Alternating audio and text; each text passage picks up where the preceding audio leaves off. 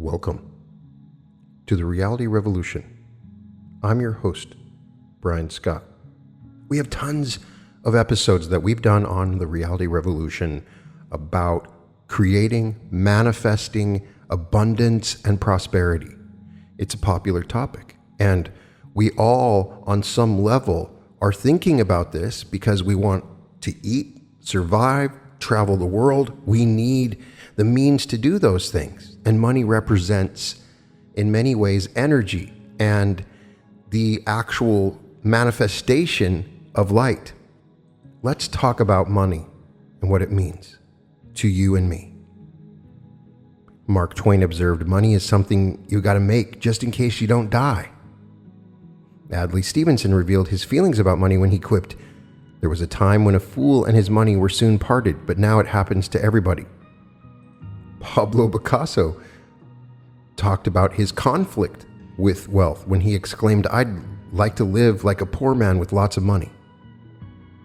The subject of money, like religion and sex, has occupied the intellectual curiosity of wise men since the dawn of time. The first traces of the development of money in the West began with the ancient civilizations of Egypt and Mesopotamia, where there is ample historical evidence of strong monetary and commercial activity. In Genesis 37:28, we are presented with another reminder of a thriving trade that existed between buyers and sellers. Then there passed by Midianites, merchantmen, and they drew and lifted up Joseph out of the pit and sold Joseph to the Ishmaelites for 20 pieces of silver, and they brought Joseph into Egypt. Current scholarship suggests that money was not invented in a particular place at a particular time, but rather evolved in a multiplicity of forms for many purposes.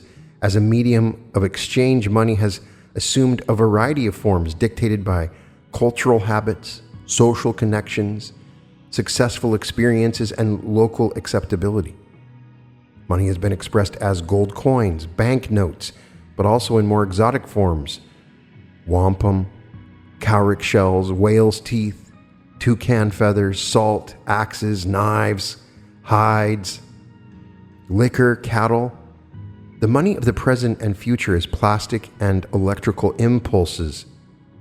The wide use of cattle as money in primitive times survives in the world pecuniary, which derives from the Latin pecus, meaning cattle.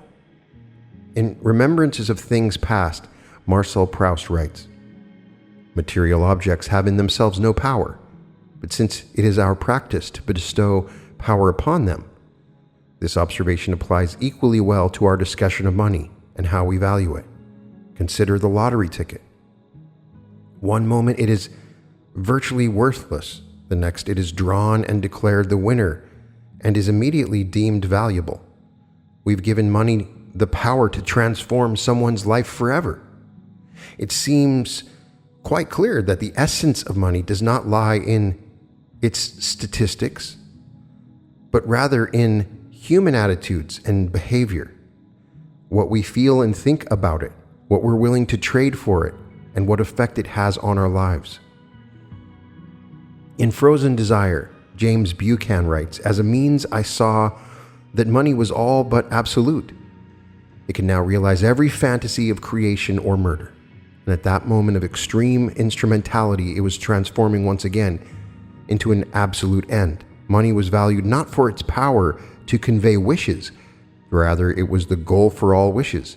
Money was enthroned as the god of our times." As we approach the dawn of the new earth, there is still this feeling of psychological unease that is lingering. We are once again, for it is not entirely new, experiencing uncertainty about politics, the environment, and our economy. There's a sense of loss of control with constant attacks on familiar institutions, the family, religion, schools, tradition. I sense a feeling collectively as a society at the threshold of a new age of insecurity with critical challenges posed by the technological advance of artificial intelligence, globalization of markets, information overload, and the concentration and consolidation of wealth in the hands of a few multinational corporations and powerful private individuals. Constantly we see that money is used to influence politics. It influences who is voted for. It influences everything. Money, of course, emerges as the likely culprit and perhaps ultimate cause for all our worries. The plausible villain and single most influential agent negatively shaping our collective consciousness. What we have is not the straightforward moralizing attacks of the medieval church identifying money as the root of all evil. A fearsome sermon about its destructive influence. For most of us, our concerns about money are far more complex and subtle in its implications. Robert Koppel says, intuitively, we sense that money is like plutonium. It provides a nuclear charge to our existence with the ever-present danger of reaching critical mass. But the dangers and exhilarations insinuate themselves with benign neutrality. What I wish to convey here in this episode is that I believe for most of us, although we feel that money decidedly involves an ethical dimension, we think that on the whole it is probably good, that money is not diseased in the way it was thought to be in medieval times. Despite the significant changes in the physical properties of money, from shell to coin to banknote to plastic to cryptocurrency, the fundamental function of money has remained constant. Simply put, they are to serve as a medium of exchange, to act as a measure of value, to serve as a standard of deferred payments for loans or future transactions, to provide a convenient store of wealth. An essential change in the concept of money that warrants our attention is the intangibility of something that exerts such a powerful effect on our lives. This is the first time in human history that the intangible has become a medium of exchange and a measure of value of the unimaginable. If you can afford it, it even has a price tag, of course. Purchasing the intangible in the past was the rarefied province of sovereigns and aristocrats. A prince could sponsor a Beethoven Mass or build Taj Mahal. And if a monarch possessed the desire, his money could buy almost anything, even earth, air, fire, and water. What is happening today is markedly different in that money is becoming more human-like, assuming characteristics that in some sense are practically psychological. This is to say, we find characteristics in money that we know to be true in ourselves: fluid, temporary, indifferent, emotional, generous, and unstable. As society inevitably develops a greater consciousness of all things as we move into this new earth, so does it affect our concept of money. With one important twist. Today, money has the same look and feel as our imagination itself. We possess our money quite literally, not in our pockets, but in our minds. As a society, our concept of money is often unclear, as the many positive, negative, conflicting, contradictory, strange, funny, acerbic things that have been said to describe it. For example, money, it turned out, was exactly like sex. You thought of nothing else if you didn't have it, and thought of other things if you did. James Baldwin. H.L. Mencken said, "The chief value of money lies in the fact that one lives in a world in which it is overestimated." Sybil Fletcher stated, "A fool and his money are soon parted. What I want to know is how they got together in the first place." Josh Billings said, "Always live within your income even if you have to borrow money to do so." Horace famously said, "Get money first, virtues come afterward." Today, our attempts to understand money are much like an earlier generation efforts to understand Picasso. We try to view money from all possible perspectives, all at once.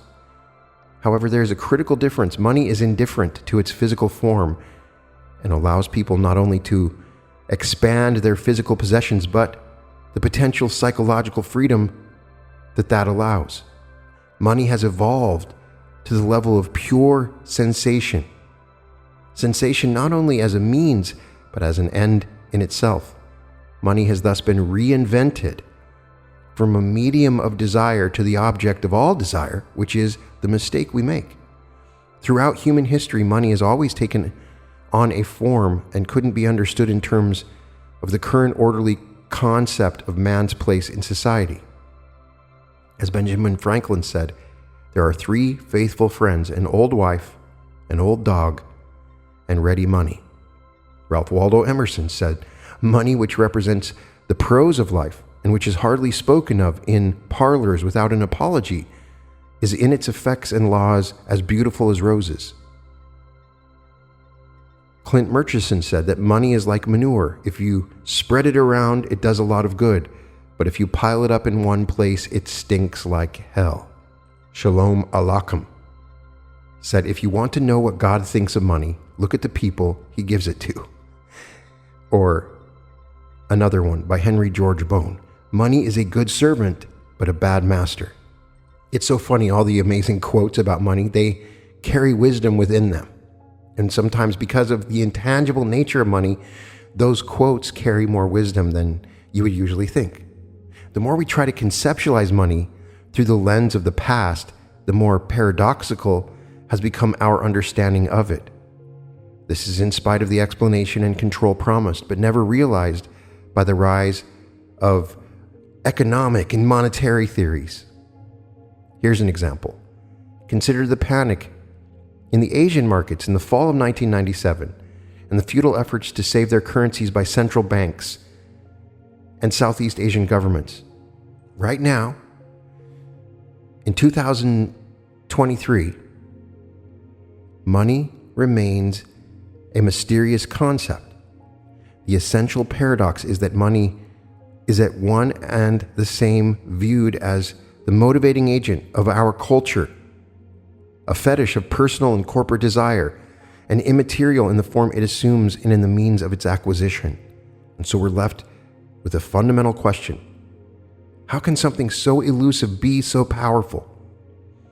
As individuals, most of us don't realize or choose not to admit to ourselves the influence our perception of money exerts on the quality of our daily lives. Our personal perspective on money has wide-ranging implications for how we value ourselves, our families, the nation, and the environment. It seems to me that in many ways, money itself is the last taboo. This is not to say, of course, that money is a subject that does not routinely come into public view. Just the opposite. We are bombarded with consumerism and materialism from the moment we wake up and the moment we go to sleep. Even our sheets and pillowcases proclaim who they are. We share our environment with polo horses and golden fleeces and Nike swooshes. Net worth becomes a function of a particular car, house, tie, shoe, or purse. You name it. I'm so fascinated. When I walk through the store, I always go to the section on money. And there are so many amazing books, and we see a proliferation of them, and I'm always wanting to learn more and more. So you have Your Money or Your Life, Die Rich and Tax-Free, Die Broke, The Complete Idiot's Guide to Managing Money, 10 Steps to Financial Success, The 9 Steps to Financial Freedom, The 7 Secrets of Financial Success. Our confusion about money, individually, ironically, is only exacerbated in this age of information. The carrot of double and triple digit investment returns is dangled out before us in the guise of seminars and tapes and infomercials. Although profitable, there's a legion of financial sideshow barkers and confidence men, fake gurus. It feels like I will read about money and learn less and less. My favorite was one that was advertising about a money book, and the copy read, "You are biologically and culturally wired to lose a great deal of money in your lifetime. Chances are you'll self-destruct within a year. You could lose everything because you've ignored this warning. Act now." So we get all these warnings that become creative when people are talking about money. The next big recession is happening now. The next depression is happening now. In 2 years, everything's going to fall apart. I hear that all the time.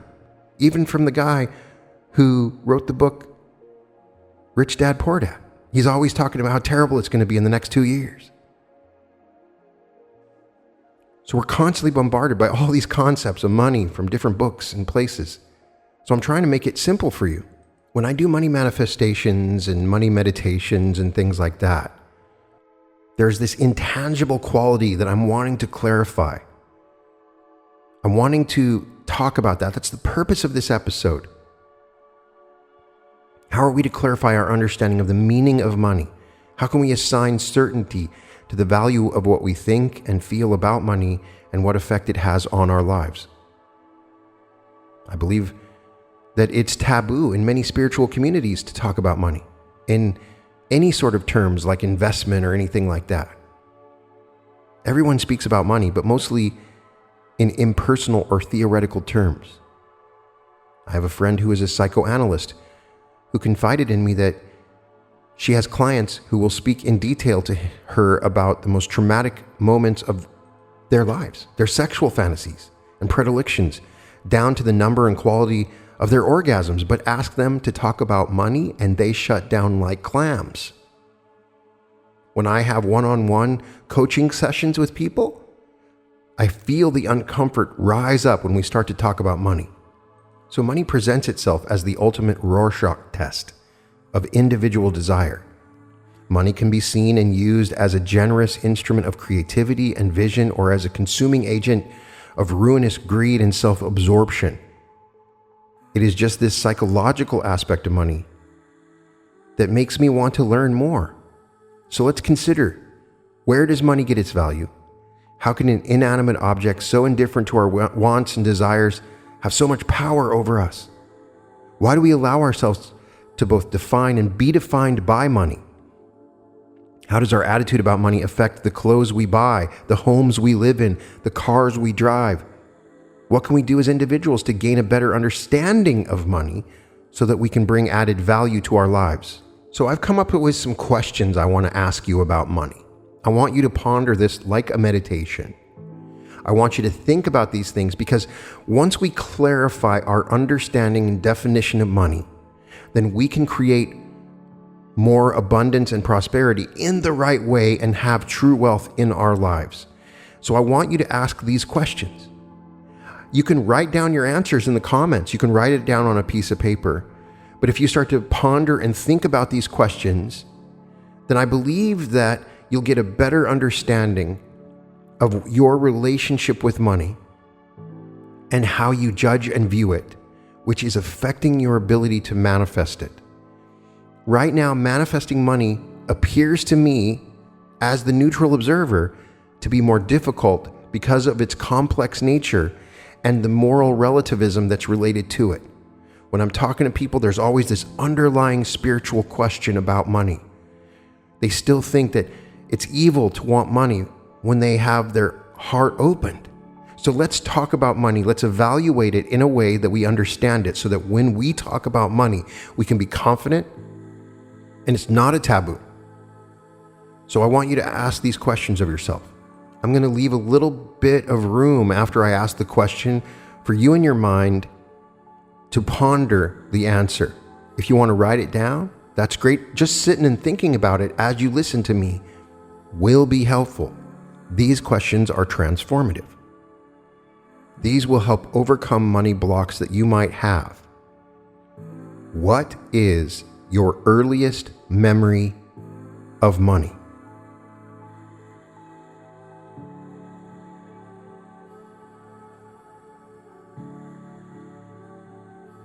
What was your family's attitude toward money?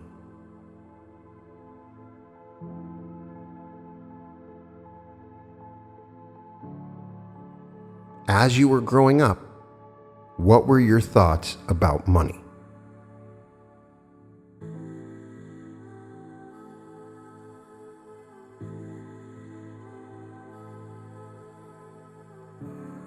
As a youngster, did you feel it was important for you to have a lot of money?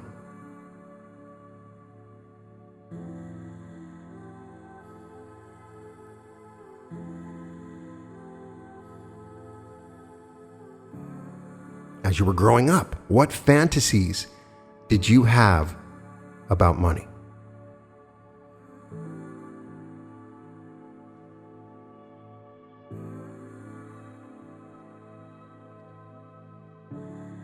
Do you believe money is the root of all evil or the sum of all blessings?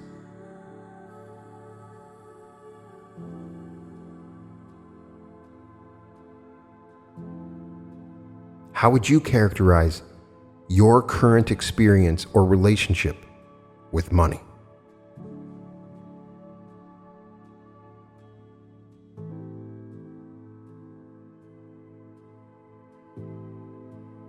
To what extent do you feel others define you in terms of how much money you have?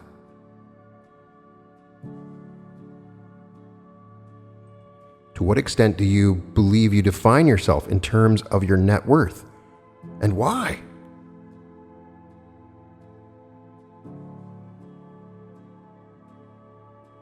How much money do you think is enough?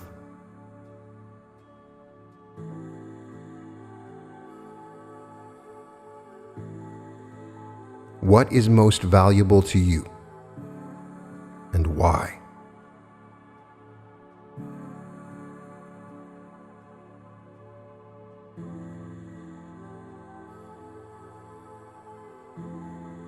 In your personal system of values, what do you think is the ultimate purpose of money?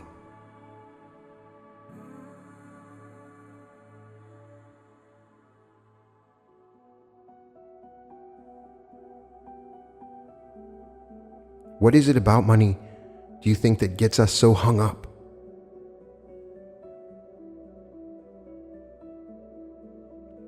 To what extent do you think money has significantly affected your quality of life?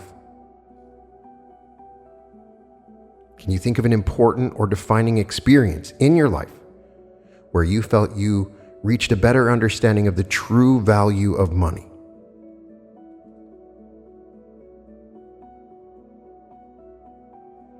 What do you think is the most important thing that you have learned about yourself relative to your understanding of money? As I have asked my friends these questions, I was amazed at the differing answers that I got. I've been shocked to realize that everybody has a different concept of money. Everybody has a different experience of money because of their family life, because of what they viewed money as in the past. And those experiences all define the way that we acquire money in the future. I found that by clarifying my understanding of money and my experiences with money, I was better able to manifest it in my life and to experience what money can bring. In the ancient Greek myth, Dionysus grants King Midas exactly what he desires more than anything else in the world, the ability to turn everything he touches into gold. And Midas exclaims ecstatically, "I am the richest man in the world, the happiest man in the world." It is only when the king reaches out to touch the daughter he loves so much that he realizes tragic implications he had failed to consider. I believe that many of us operate from a belief system that our financial life, that is, our attitudes about wealth and money, are somehow divorced from other parts of our lives, separate from our values and purpose. Nothing could be further from the truth.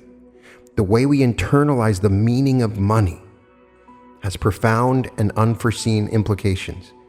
The attitudes we have about money encompasses far more than just our earnings, our savings, what we spend, and our debt. Money is reflected in the sense of satisfaction and fulfillment we derive from our families, our communities, and our professions. For many of us, it is a pernicious litmus test of our identity and self-worth. To a large extent, our childhood and adolescent experiences with money drive our later decisions about wealth and value. I can tell you that from trying to answer those questions that I asked earlier. What is of greatest value to us as individuals is often directly related to our psychological concepts of wealth and money. Clarifying our personal attitudes about money is fundamental. It involves emotional, moral, and practical judgments about what's truly important to each of us. I believe they involve judgments directly related to what makes life worth living.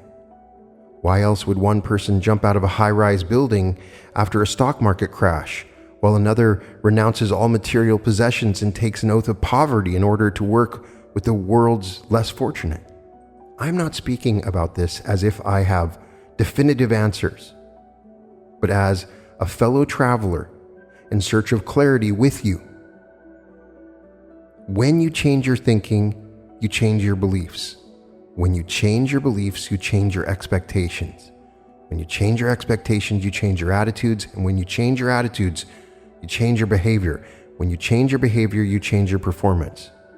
When you change your performance, you change your life. All those things are related to money. It is important to remember that in relation to money and the material environment we live in, much is still within our control.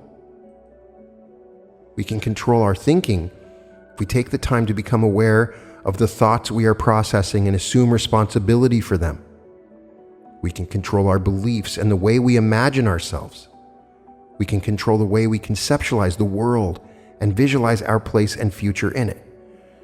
We can control the goals we set for ourselves and the steps to take in order to achieve them. We can control the way we allocate our time and the way we spend our day. We can control what is important to us, with whom we associate, and the focus of our attention. We can affect the environment we learn and live in. We can control our response and reaction to situations and circumstances that influence our thinking and behavior. We can control the intensity, fun, and desire we bring to all of our efforts. Those are things we can control. And when we learn about how we understand money, we have a greater understanding of how we reflect them in our thoughts. In the book, Your Money or Your Life, Joe Dominguez suggests that the way that most people navigate their financial lives is based on an old roadmap. Even though we won the Industrial Revolution, the spoils of war are looking more and more spoiled. This is especially true for us individuals. The old roadmap for money has us trapped in the very vehicle that was supposed to liberate us from toil. Our old financial map, instead of making us more independent, fulfilled, has led us into a web of financial dependence. The material progress that was supposed to free us has left us more enslaved. It seems clear that there is a compelling need to chart a new roadmap for money and what we as individuals value. It begins with identifying what is truly important to us. It involves understanding our motives and motivations for securing money, knowing our personal financial belief systems, and reevaluating the strategies and behaviors we adopt to reach our goals. It is interesting to note again just how psychological money truly is. Money is not something external to ourselves. If you walk away from this entire episode with one idea, I want you to write it down. Money is not external to myself. If you still harbor any doubt whatsoever, just consider the words that we attribute to money: hope, power, success, security, acceptance, fulfillment, happiness, achievement, personal worth. Money is inextricably attached to our psyche, like financial Velcro, affecting our thoughts, beliefs, attitudes, and dreams, even our ultimate purpose and goal. We are locked in a struggle to find out, where does it stop and where do we begin? We have unconsciously given over so much power that it has become the master, and we are the slaves. Ironically, this occurs both passively through disinterest and denial, and actively through committing to accumulate as much money as possible. Larry Rosenberg said it quite well when he observed, "The more money I acquired, the less money I felt I had. The more possessions I accumulated, the more I felt possessed. In the end, I felt money was the victor and I was the vanquished." As James Buchanan said, money becomes money only at the instant it incorporates a wish. And I saw that it was a treadmill, that it led us all on a mad, bacchanal from which we could not break out and sit down. A couple of observations I can make from the many money books that I've read, so many episodes that we've talked about. A couple themes that come up. Money is not buying us the happiness we seek. It's quite clear from many interviews, many different examples that beyond a minimum level of comfort, money does not provide the fulfillment we are seeking. A new Lexus or Infinity or the toy of our choice provides little more than a distraction from what we truly seem to be searching for, purpose in our lives. Ironically, money does not bring about an enriched life. We have to find practical and dynamic ways to enhance our ability to attain meaning and value in our work, families, and community. We cling to our affluence out of insecurity. Our affluent lifestyles are having an increasingly devastating effect on our personal lives. Our collective mania for newer, faster, and better material objects depletes our physical and spiritual energy. Consumerism can threaten our natural resources, and it widens the serious gulf between the rich and poor. We do not feel as though we all have that much to show for our money. It is remarkable how this theme keeps coming up when I read interviews of people that are wealthy. There's a basic belief in the poverty of affluence and a disbelief in the idea of financial security. Material affluence is seen by many as an active agent deleteriously affecting our spiritual fiber. Its effects from substance abuse to generalized feeling of anxiety and despair. As Howard Abel said, if you live for having it all, what you have is never enough. In Your Money or Your Life, Joe Dominguez writes, for all the hype about going for the gold, we are so weary at the end of the day that going for the sofa is as good as it gets. We need to simplify our individual lives and reevaluate our priorities when it comes to money. There's a general recognition that we are not our jobs. We come home at the end of our workday with tired bodies and empty souls. The common explanation to excuse this condition is, I do it for the money. However, more and more we begin to recognize the need for a new roadmap. In this regard, it is helpful to remind ourselves that the map is not the territory. Psychologically, emotionally, and spiritually, we want more than to owe our soul to the company store. There's a growing understanding that simplifying our lives can come about through recognizing the inextricable role that our attitudes about money and wealth exercise on the quality of our individual experience. And we do not have to sit by passively. Each of us can affect change. Although it is clear we often harbor conflicting and contradictory beliefs about the role of money in our lives, each of us has the capability to influence change in the way we think about money and the actions we take. Each of us can, in our own way, change our relationship to money. We have tremendous power to change ourselves and our society. We can bring a deeper purpose into our lives and that of others. And that is through service. Service beyond just material accumulation, service and love for others. I believe it is only as a result of being able to identify with a higher, positive purpose, like service, whether it's God, conducting cancer research, fostering humanitarian work, or just maintaining the belief that you're making a meaningful contribution, that we can attain the feeling of happiness we so desperately and incorrectly attribute to money. It is an immense journey. Each of us, in our own way, can be one of a chorus of voices that resonates for good. Change requires in many ways making visible the invisible, discovering new patterns of meaning in our lives that uncover unforeseen personal values. Change means taking our intuitive dreams and wishes seriously and looking beyond the omnipresent middle and meaningless confusion of vulgar materialism and conspicuous consumption. Change means having the courage to be persistent in our conviction to make a difference, to be stubborn in our belief that the meaning of money is not external to us. Value does not reside in precious metals or banknotes or electronic impulses or crypto. Value lives within each of us according to the importance we assign to it. I believe for too long we've assigned too much value to money, making it more important than our greatest resource, and that is life and love. Love itself. Depending on our attitudes and intentions, money can be used as a rich energy flow that transforms and purifies each one of us, so that the dividend of what we discover in our lives can be shared by all of society. We can serve others in so many more ways with this amazing energy. Or money's energy can be stagnant, even toxic. It can make us self-centered and greedy, and it can contaminate the world. We can either be slaves or masters, victors or vanquished. In Man's Search for Meaning, Viktor Frankl writes, "It did not matter what we expected from life, but rather what life expected from us."